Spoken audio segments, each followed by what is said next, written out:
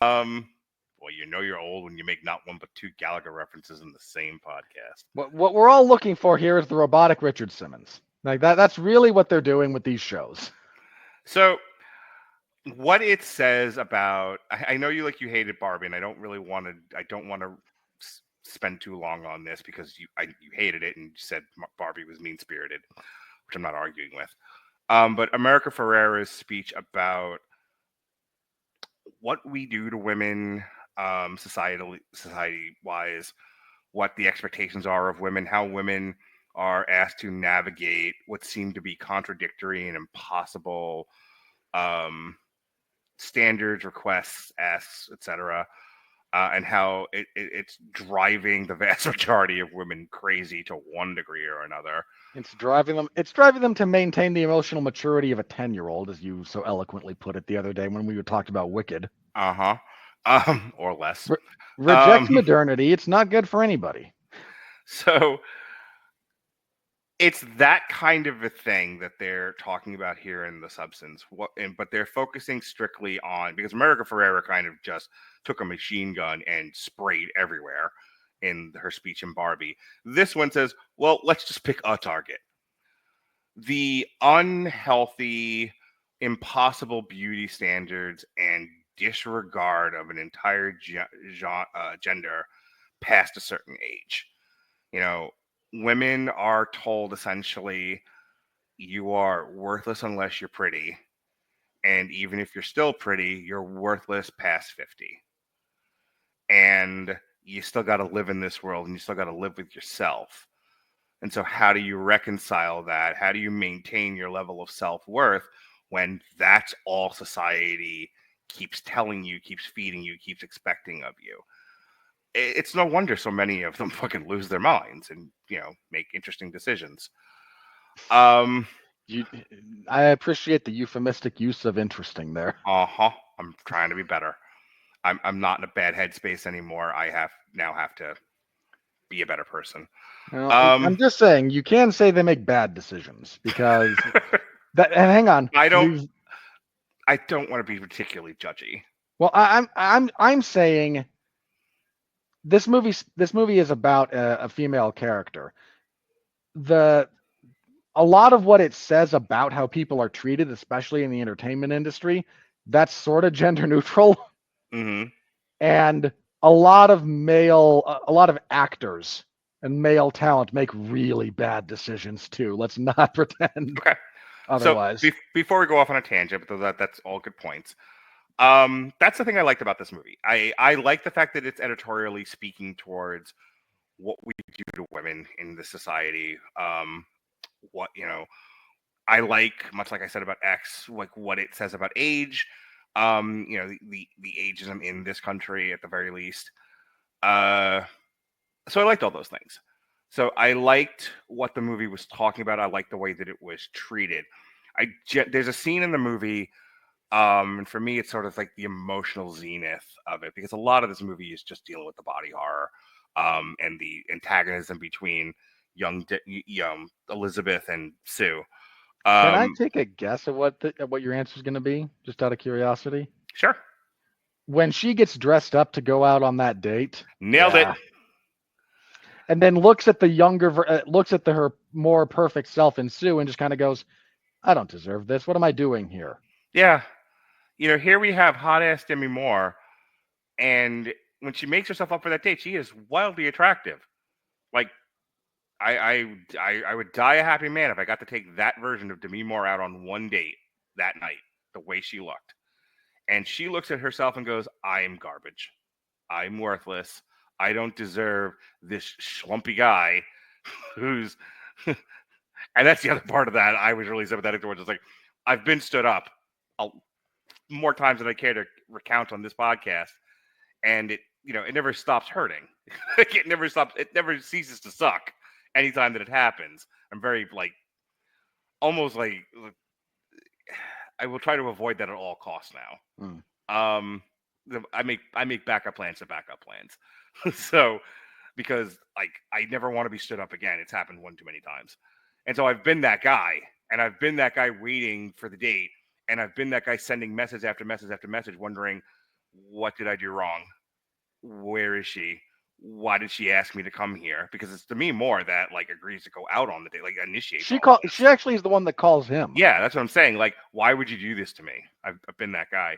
But there it is. But there's the other side of it. She's at home fucking struggling with her own self worth, her self esteem, and she does the you know out damn spot on her face, because she's made herself up. She's got pretty lipstick on and everything, pretty red lipstick, and she looks at herself and she goes, "Oh, I'm a monster," and proceeds to then wipe the forcefully to the point where I thought we were going to get like a poltergeist moment where she's going to rip her own fucking face off. Yeah. I was like, oh, if she poltergeists her face, I'm out. Like I'm going to be underneath. Oh, I wouldn't have been out. I would have been. I would have, because I'm me and I'm like a fourth gorehound. I was like, we got. Oh, I'm not going to make a joke, but I have a picture in my head now. So I've said before, I'm at least part gorehound. I can cop to that. No, yes. But my point is, like, so I thought she was gonna rip her own face off, like, Yeah. or and it was gonna be, a hallucination or something. In any case, dream sequence. But either way, she's just short of fucking rubbing her own face off, and she's got like smeared lipstick, and her face is now red because she's been pressing her hands into it. And then and then it cuts, and she's just sitting on the bed, defeated in a bathrobe, and my heart broke for that character, hard. There's a I guess a point of view that you could look at this film and goes, who does something like this? And you do something like this when you feel like you have no choice. When society has convinced you that the only way to succeed is to be pretty and young, and when you're at the very least not young anymore, you become desperate. And it's weird that I'm about to say what I'm about to say, but I like that about this movie, that it acknowledged that. Yeah. So that's all like the thematic and emotional stuff. Except for this, I forgot to mention this one thing. Because on the one hand, I had to shave some of this down. This is a little too long. On the other hand, I've at times lost a tremendous amount of weight. And I've always been kind of a fat kid or a fat adult. But there have been times where there was a time where I was working out 3 times a day, around the time before Lily was born. I would run, I would lift weights, and then I would do something aerobic on my Xbox Connect. And I was also on a calorie restrictive doctor maintained diet to where I ate nothing, shot vitamins, and took amphetamines, and I dropped over 130 pounds. I got down to like 198. And I remember you shed off a bantamweight. And it was funny, like, I was trying to get. Okay, no. Now I have this vision in my head of you like coming back home, and out of the weight you've lost, you've like created Demetrius Johnson. Like, this is my son. Yeah, I fucking the substance Demetrius Johnson just weight loss. I love DJ. Yeah, he retired recently, but yeah, I could have picked anyone else, someone who like cuts to 125, but I got down to about 198, and I remember saying to Melissa, like, I want to get to walking around weight for a lightweight. Like, I want to be in the 170s. That's no, 190 is actually closer than you might think to walk around for a lightweight. I wanted to be 175, and she was like, yuck. I mean, Melissa met me, I was pretty fat, and she was like, I do like the big guys. And most of the girls I've dated, for obviously, or they wouldn't date me, like bigger guys. So when I got that skinny, Melissa was like, yuck. Like, I don't want you to die, and I want you to be healthy, but could you not, could you not look like Ariana Grande from Wicked? So, and my point being, I would spend a lot of time in the mirror looking at myself. Not because I'm like a particularly vain guy, but I look good. I look thin, and I don't always look like that. In fact, the vast majority of my life, I didn't look like that. So I spent a lot of time doing what Sue does. Looking at my perky breasts that used to be saggy, because again, she's Demi Moore, right? Yeah. And she's carrying those memories to a degree, I would assume. So Demi Moore in the previous scene, also naked, looking at herself at 50, going, this is why I said what I said at the top of the review. I'm looking at Demi Moore, and I'm like, I don't want to objectify this woman or piss Robert off, but god damn it, she's hot. Like I was having a moment, and in that character's mind, and I guess that's the point.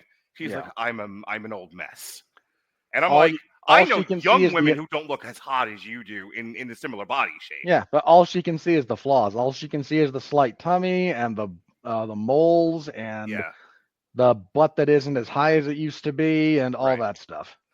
So there's a lot of long, some might call it an example of the male gaze, but I don't think that's what they were going for there. I really do think when you're struggling with body image issues, when you're struggling with self-esteem issues related to your body, you're going to spend a lot of time in that mirror asking who's the fairest of them all and looking at yourself and going, I hate everything about who I am. And for some reason, the mirror goes Rachel Zegler, and you okay, this is a broken mirror. Yeah, the mirror needs to go back to the manufacturer.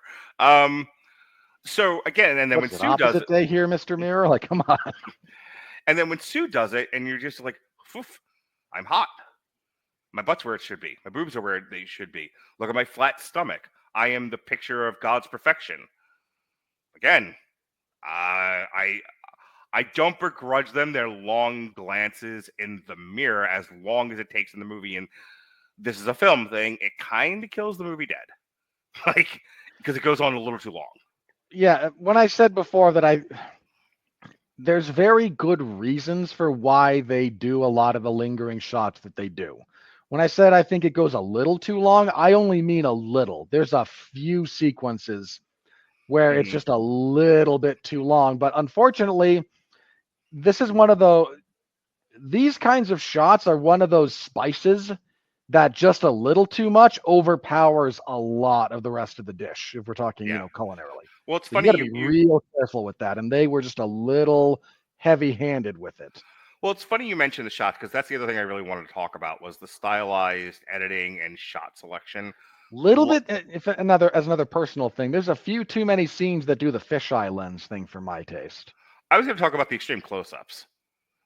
Dennis Quaid grossly eating shrimp, for example. Yeah, that's the thing. And like, I understand the style choice of doing the extreme close-up of him eating because the movie is singing to you, you're in for a gross ride, lots of luck. And so, it's a, I don't want to use the word grooming because of what it implies, but that's what the movie is doing. Hang on, it's not it's what it's what have I heard this? It's signposting. Okay. One of the things you do when you tell a story, you have to have appropriate sign. I've heard it described this way by by people who teach writing. Mm-hmm. The analogy he uses is signposting. You have to signpost along the way so the audience can follow you. Right. And you want to make sure your signposts don't lie. This is this is like metatextual, right? So if one of the things you want to do is make sure everyone knows you're going to be in for kind of a gross movie, you don't go to the extreme early, but you do signpost, you signal, hey, by the way, here's what we're doing here. Right. So they know what to expect. Right. And so a lot of those shots in the first act of extreme close-ups and stuff that's kind of gross because it's look, you watch a guy eat shrimp from 5 yards, it's not gross. You watch a guy eat shrimp this fucking close, from like 5 inches. Yeah. yeah, it's from 5 inches. It's way gross. And just like butter isn't gross. A close-up of butter as you're cutting back and forth. Yeah, I know it wasn't butter. It was something else, but it looked kind of like butter to me. There was probably some butter. It was probably a condensed butter, kind of thing. Everything about that seems gross, maybe. And it's and again, like, I love shrimp. And suddenly you can't look at them quite the same way anymore. He isn't doing anything wrong. It isn't like he isn't like he took the bowl and went blah, blah, blah, No, he's just nothing. Eating. Yeah, he is not eating shrimp in a gross manner, the way you would look at someone. This isn't like he sat down and picked up the bowl of soup and just drank out of the bowl or put his face in a trough to try and eat mashed potatoes. Yeah, This is how you eat shrimp. right. But you fisheye lens. You go back and forth to be fisheye and straight. You do extreme cuts, close ups, and you keep then cutting to Demi Moore, Slightly who dissociated from the moment. yeah, because this is the scene where or I think she's being told she's being fired. Pretty Um, much, yeah. so that's what all makes that gross, and I got it, and I thought it was great, and I was like, oh, this is one of those film things that I don't get to see very much of. Stylized film choices. Who fucking Yeah. knew? Um, it's just by way of comparison, so much of like the modern major blockbusters don't do anything stylized. I mentioned it before. Everything is so goddamn safe, and everything, Yeah. and because we're spending so much fucking money on CGI, we don't take the time or put the effort into the kinds of things this movie does. Oh, Um, there's some wonderful makeup work that goes on mhm, here. There's some wonderful practical done on a big budget. Like every one of those body transformations is just a CGI monster and nobody cares. Like the fact that it's a prosthetic that they put on somebody who then it has weight and mhm. feel in the world that they interact with. It is a very, very good work by everyone involved in the makeup department and a very good choice by the director to do it that way.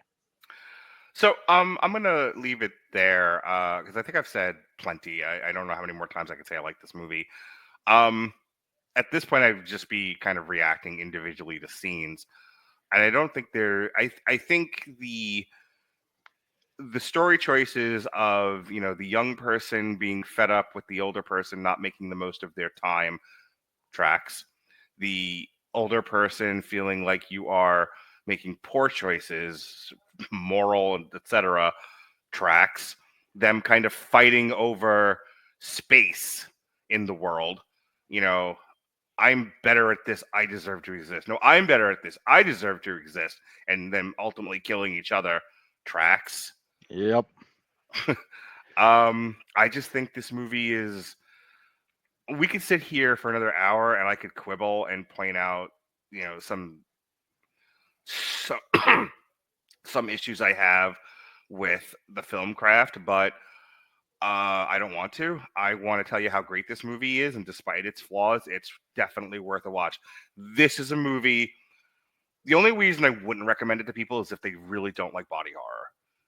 They don't like horror. Like I have a few people who like they can't stand the horror genre at all. They won't watch anything. Yeah, yeah. And this movie is gross. I Oh loved yeah. it. I loved it, and I don't care that it's gross. I mean, I got through Evil Dead Rise. I can get through anything now. Wonderful.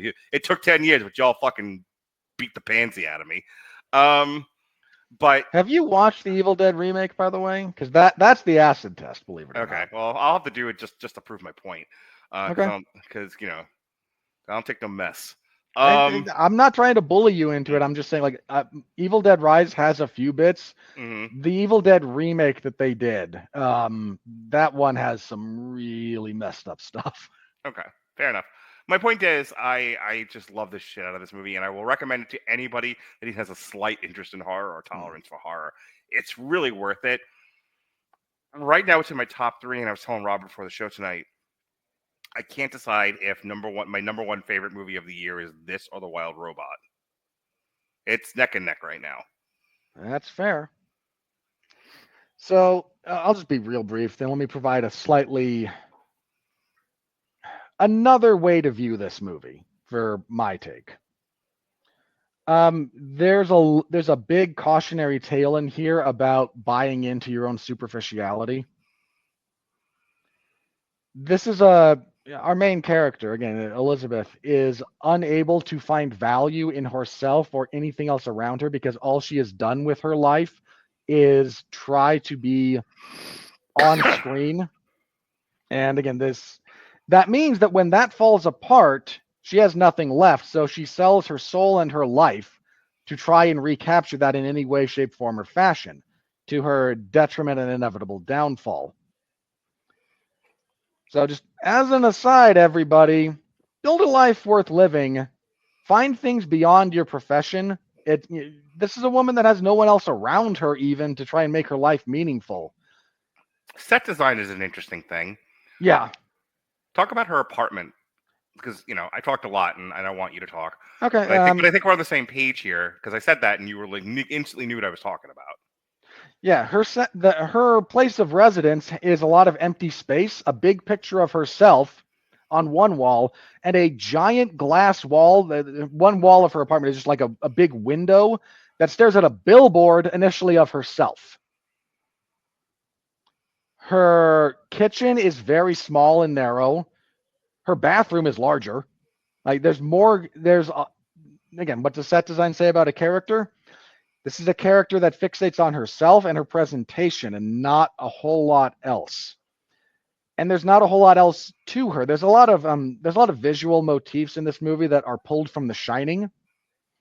The bathroom that she goes into at the beginning is very reminiscent of the bathroom in The Shining. The long hallways and the patterning on the carpet in that studio that she works at very clearly pulls from some of the stuff in the Overlook Hotel. So again, visual language of film says a lot about what they're trying to convey here.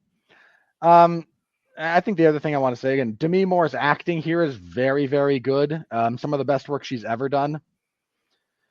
And Dennis Quaid, good grief, man, because I know he's a good guy. Like I've seen enough of his, who he is as a person. I'm not saying he's the best human being in the world or anything, but that's a solid stand-up guy who's done really good work across a lot of different genres in Hollywood for a long time. I think it was last year, maybe 2 years ago. You and I did part of a triple feature on martial arts movies. Yeah. And we did one of them that was, I forget the title of the movie, so forgive me, but it's about jiu-jitsu. It stars Sean Patrick Flannery. And in it, Dennis Quaid plays the rough analog in that world to UFC President Dana White. And I said after that movie, I think this was Dennis Quaid's backdoor audition to play Vince McMahon. Then I watched this and went, no, this. Yeah. I mean this in all sincerity. If there's anybody out there who's looking at doing a Vince McMahon biopic, one, you should. I mean that. Two, hire Dennis Quaid to play Vince McMahon. He's perfect. Yeah, he is. Keep going just 1 second. So I think there's anything else I wanted to mention here. The sound design, Mark mentioned it a little bit earlier, but I do think it deserves special consideration. There's a lot of very, very visceral sound design that went into this. And it's not one of those things that gets talked about a whole lot, but needs more credit than it gets. It's really good. There's a lot of, especially the sound design of, there's a lot of intravenous work. There's a lot of injections and needles and stuff of that nature. Getting that to have the right sound, because you don't actually like record someone's skin being stuck with a needle. That's not what you do there. But you do find something that will evoke that feeling in the audience. And there's a lot of that here that is really, really top-notch stuff. If there's something that I wanted that, like, of all the technical elements that I feel in this movie are just adequate rather than stand out, the music is adequate, but the sound design is excellent. So just wanted to get that out there. It's rare that you get sound design of, needles going through skin that feels correct and gets you to do the thing. This movie, in spades. So, yeah. I don't know if this is I don't know that I hold this movie in quite the same high esteem that Mark does. I don't know that it's top 3 for me, but at the moment it is almost certainly top 10 and probably top 5, somewhere in that vicinity. So While you were talking, I was doing an experiment with ChatGPT, and I said, "What does it say about me that in the last few years my favorite films have been Fresh, Barbie, The Substance, and Poor Things?" And it gave me a kind of a bland answer. That's why I deleted the tab. But I do some bit of self-reflection here. I do think it's interesting that that's what I'm gravitating towards. these movies that speak to the psychology of women and what they go through and the mental load they're challenged with to one degree or another. Could be. You are still desperately trying to make sense of your situation, so any insight into the female mind is going to ring. Sorry, I'm being slightly glib there, but I think it's speaking No, I to a actually think you truth. were onto something. I was like, tell me more, therapist. No, you're trying to make sense of your situation and where you found yourself, and not to pull the curtain back too much, but that's a lot of the women in your life affecting things. So trying to get a handle on that is interesting to you and grounding. And Mm-hmm. it's look, when you and I did our little mini review of Poor Things, you took away from it a very like thing about the state of women. I took away from something from it very, very different than you did. My Yeah. read on it was different. Yeah, it also colored your appreciation of the film because, and we don't have to get into it because I think it's a deeply personal thing with you and Pat. What it says about the treatment of children. Yeah. Um, and it skewed our appreciation of the film, positive and negatively, uh, because of it. It A little bit, yeah. skewed me positively because of what I think what you said about what me trying to make sense of the last couple of years of my life and the people in it. One way, and I was like, oh, this is illuminating. This is validating. Actually, I see people in these movies that are in my life, and I go, okay, I don't feel isolated. I don't feel like my situation is alien, which it clearly wasn't. Like, what happened to me has happened to scores of people.